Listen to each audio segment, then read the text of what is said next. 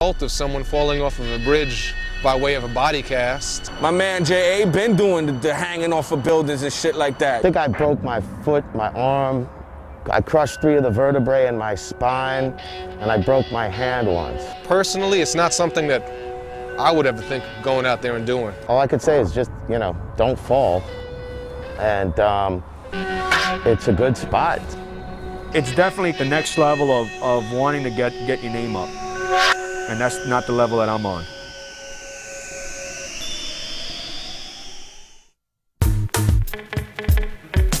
Racking is traditional, man. Back in the early 80s, in the 70s when graffiti on the subways, everybody racked their paint. The more paint you have, the more graffiti you can do. It's got to come from somewhere. You were doing so many trains. I mean, you can't buy paint. I mean, you're little, you're not buying paint. The majority of the people I came up with all grew up in the projects. We were poor. Where else am I gonna get 50 cans? Key. Racking was key. I mean, I was good at racking. And the people I knew were good. I mean, these people were stealing like other things before they started stealing paint. These were people that were like thieves. I don't think it's as much a part of the culture now as it once was, but yo, if you told somebody back in the day that you bought your paint, yo, you might as well just hang it up. Racking was always a part of the whole culture in the beginning. I've always racked my paint, and that's because it was, hard to come by, and also that's how it was supposed to be done. That's how it was taught to me. Part of the sort of excursion of graffiti writing was about going to obscure places and getting paint.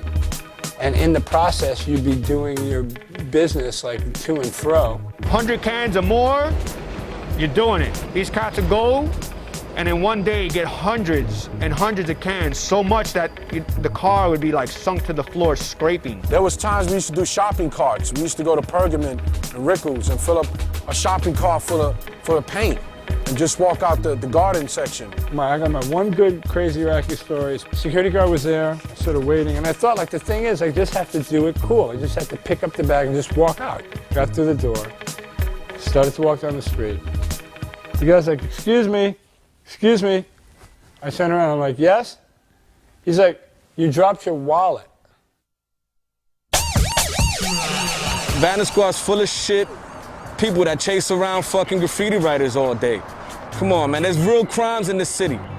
We here to get up, We ain't selling no drugs to nobody. We're not killing the community. We beautifying the community. What they basically do, man, is they go out and they're like secret operatives, they're like undercover cops that go out and try to infiltrate and try to arrest writers. The Vandal Squad, as I knew it, was just as savvy as any graffiti artist. They were just as well versed about the history of graffiti. They knew who had beef with who and who was bombing where. And in a weird way, that kind of coexisted with writers because you knew that they were around and you knew that they had a certain list. When we got caught, I was shown a list that actually impressed me.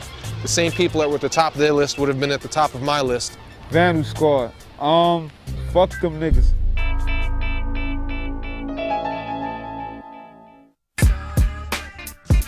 In my opinion, the subways was where it was at. Memories, man, the subways, man. You're talking 78, 79, riding the subways and watching whole cars ride by. You could sit down on at your home stop and soak up this moving art show. So fun, man. I mean, I miss it. I wish it can come back. All City used to mean being up on all the train lines and being like king of them. And I took King of the Fours and I had every car inside, out, panels, throw-ups, went out to the 2s and 5s, the 1s. No matter where you go throughout this city, you're gonna see this guy up. Not like a tag or 2 tags, but being up a lot. And not just jump out your car, catch a couple of tags and be out. That's cheating.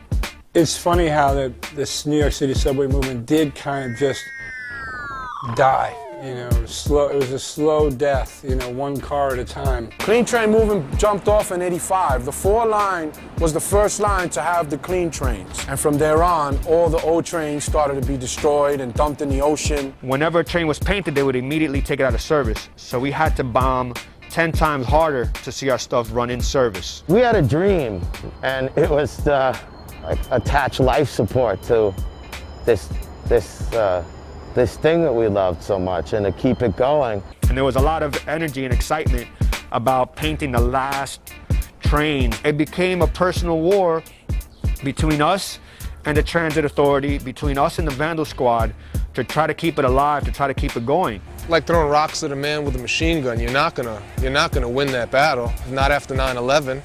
I think that those actions are easily misconstrued. You know, Code Orange has changed the way we look at a man in a tunnel with a hood over his head and a bag in his hands. They have it in control, they have it in check, and they have the money to keep it clean. And they have the new stainless steel subways. I mean, you do a train, it gets buffed. I mean, the same day it gets clean. It really doesn't pay to paint trains anymore. You're only painting for the feeling and for the photo.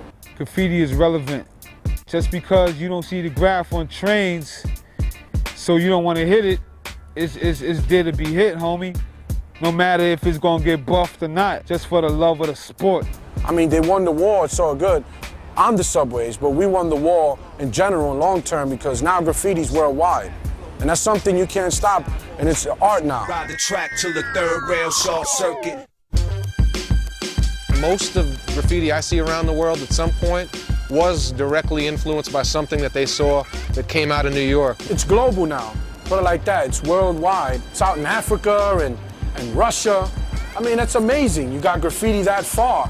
I don't know, I think I'm still tripping on the fact that, like, you know, Sprite and McDonald's sell graffiti in a way. Productions, trains, walls, cars, highways, canvases, shows, sneakers, video games, everything. It's not a ghetto anymore. It's not restricted to that. You know, now it's just not about necessarily a locality or sort of like a lifestyle or, you know, economics.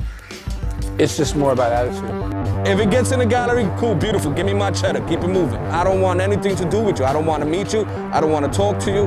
I don't give a fuck about rich, yuppie people criticizing my shit. Fuck it as an attitude has become probably more important than putting up style. If it moves you emotionally, then it's totally relevant. If you're doing it because it's cool and you want to be some sort of half-baked rebel or some bullshit like that, then it's only as relevant as that can become for you. We're setting the new troops. They're young, they're equipped with new ammo, and they're doing damage and they're getting up, and I love it. We've figured out how to make ink in our own mops, in our own train keys. We figured out how to get in and out of trains undetected. And I'm sure surveillance is gonna definitely put a damper on things for lots of people. The graffiti community will find their way around this. Gonna always be here, since caveman wrote on the walls, man. Can't stop it.